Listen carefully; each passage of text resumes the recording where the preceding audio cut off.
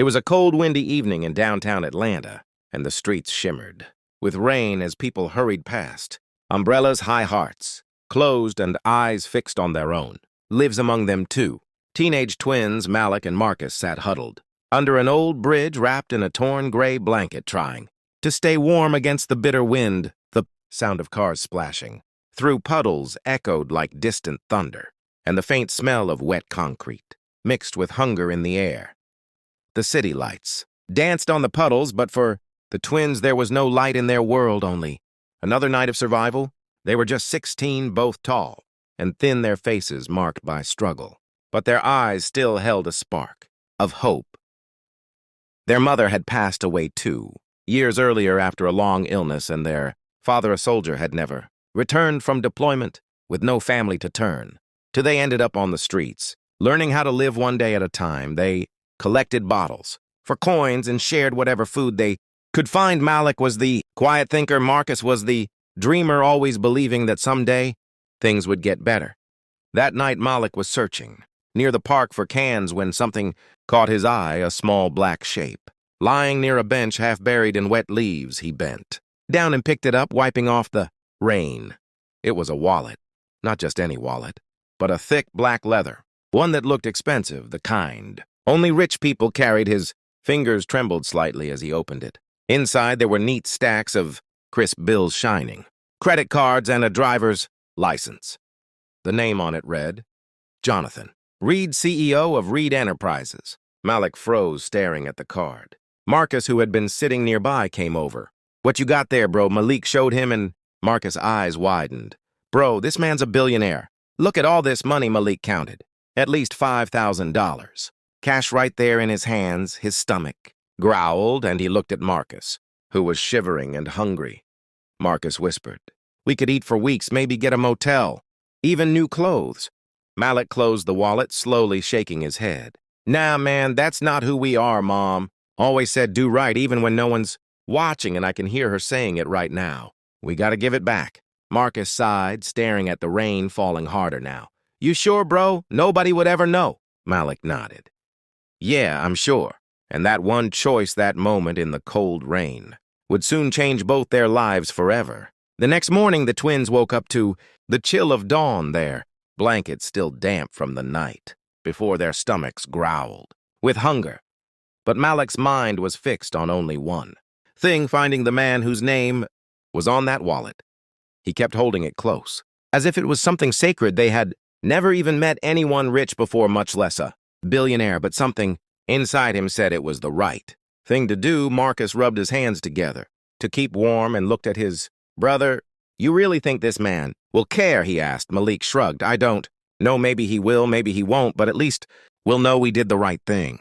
The city was already awake. Cars, honking, people rushing past, and street vendors setting up for the day. The twins started walking through downtown, asking for directions to Reid Enterprises. Some people ignored them. Some laughed at them, thinking they were just two homeless kids making up stories. But then a kind old woman at a gas station took pity on them.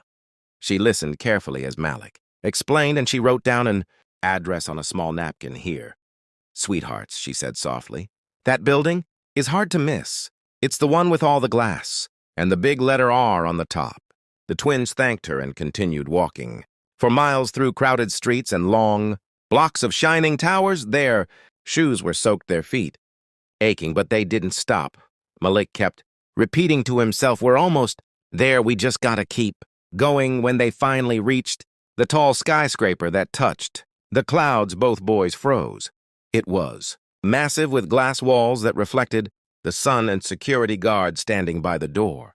As they stepped closer, one guard stopped them immediately. "Boys, this isn't a place for loitering," he said firmly. Malik took a deep breath and held out the wallet. "Sir, we found this yesterday. It belongs to Mr. Reid. He lost it."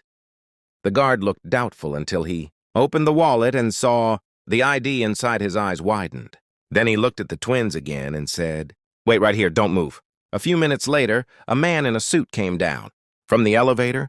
He looked at the boys and then at the wallet. "You two found this and brought it all the way here?" Malik nodded. "Yes, sir. We didn't take anything. We just wanted to return it." The man smiled a little and said quietly, Mr. Reid would like to meet you himself. The twins exchanged nervous glances, hearts racing as they followed him inside through the golden doors, not knowing that their lives were about to change forever.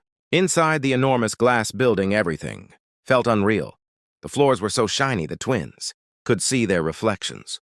As they walked, the air smelled like perfume and coffee, and everyone they passed was dressed in suits and heels, whispering into phones. Malik and Marcus kept close together, their clothes still damp, their shoes squeaking softly on the marble floor. An assistant guided them to a tall wooden door and knocked. Once before opening it, "Sir, the boys are here." Behind the desk sat Jonathan Reid, a man in his late 50s, with silver hair and sharp eyes that spoke of power and exhaustion. He was surrounded by awards, photographs, and a window view of the entire city. He looked up from his laptop as the twins stepped in. At first, he seemed puzzled, then his gaze fell on the wallet in Malik's hands, and his expression changed. "You found this?" he asked. Softly, Malik nodded. "Yes, sir, we found it by the park last night." Jonathan opened the wallet, flipping through the bills, cards, and papers. Everything was untouched. He looked at them again with disbelief. "Do you boys know how much money is in here?" Marcus shrugged a lot. "Sir, but it's not ours," Malik added quietly. "We just wanted to give it back." Jonathan leaned back in his chair, studying them carefully.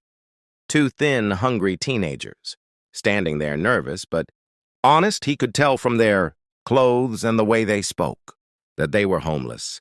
"Where do you live?" he asked. Malik hesitated. "Under the bridge near the old train tracks, sir. We try to stay out of trouble." Jonathan was silent.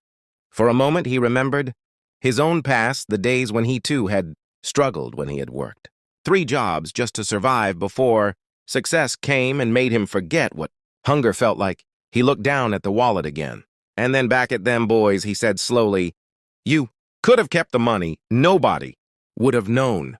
Marcus looked at him straight in the eyes. "Maybe, sir, but our mom used to say, if you do right, God will make a way." Jonathan felt something tighten in his chest he hadn't thought about. Faith or kindness in years, not since. His wife died and his life became only business and numbers. He blinked quickly, turning away to hide the tears that filled his eyes. He whispered almost to himself, "You boys remind me of someone I used to be." Jonathan sat quietly for a moment, his hands folded on the desk as he tried to find his voice. The room was still except for the soft hum of the city below. Finally, he stood up and walked over to the twins. His face softened as he said, "You both have done something most people wouldn't even think of doing in your situation. I want to thank you." Malik and Marcus glanced at each other, unsure how to respond. Jonathan pressed a button on his phone and spoke to his assistant. "Get these boys something warm to eat and find them some clean clothes. Also cancel my next meeting. I have something more important to do." Minutes later, the twins were sitting in the back seat of a luxury car, their hearts pounding. The leather seats felt strange against their worn jackets. Jonathan himself was driving something his employees rarely saw. A's. The car rolled through the city. He asked them questions about their lives, how long they had been on the streets, what happened to their family. Malik spoke quietly, telling him about their mother, who had always believed in honesty and kindness, and about their father who never came home from war. Marcus added softly, "We've been trying to stay together. People told us to go to different shelters, but we didn't want to be separated." Jonathan listened without interrupting. His eyes stayed fixed on the road, but his mind was somewhere else. Their story reminded him of the son he had lost years ago, a boy who had the same courage and warmth. The car finally stopped in front of an elegant restaurant. People turned their heads as Jonathan walked in with the twins by his side, but he didn't care. He asked the waiter to bring them anything they wanted. The boys looked around wide-eyed as plates of food arrived: burgers, fries, soup, things they hadn't eaten in months. While they ate, Jonathan spoke again. "You know, money can build towers, but it can't build good hearts. What you did today showed more value than all the gold in this city." Malik smiled shyly, and Marcus wiped his mouth before saying, "We just did what Mom would have wanted." Jonathan nodded and then made a call right there at the table. "I want 2 scholarships set up immediately. Name them the Malik and Marcus Integrity Fund, and I want a place arranged for them to stay tonight. The twins froze their forks halfway to their mouths. "Sir, we didn't do it for a reward," Malik said quietly. Jonathan smiled warmly. "That's exactly why you deserve one." Months passed, and the world of Malik and Marcus began to change faster than they could. Have ever imagined they moved into a small apartment provided by the Reid Foundation, with clean beds, warm blankets, and a kitchen that always had food. They went back to school, and for the first time in years, they woke up each morning with hope instead of fear. Jonathan visited them often not as a billionaire, but as a mentor, someone who truly cared. He helped them with schoolwork, listened to their dreams, and always reminded them never forget where you came from, boys, because humility keeps you grounded. Years went by, and the twins grew into young men. Malik found his passion in helping others, becoming a social worker who dedicated his life to guiding homeless kids, just like he once was. Marcus, on the other hand, discovered a love for technology, and with Jonathan's guidance started his own small company. Through hard work and honesty, the business grew and soon became one of Reid Enterprises' proudest partners. At the grand opening of Marcus' company, the stage was decorated with golden lights, cameras flashing everywhere. Jonathan, now older with gray hair and softer eyes, stepped up to the microphone. The crowd fell silent as he began to speak. "Years ago, I lost a wallet, but what I found was far more valuable. I found faith in humanity." Again, two young men who had nothing taught me what true wealth looks like. He looked over at Malik and Marcus standing side by side, tears shining in their eyes. "Wealth isn't what's in your pocket, it's what's in your heart."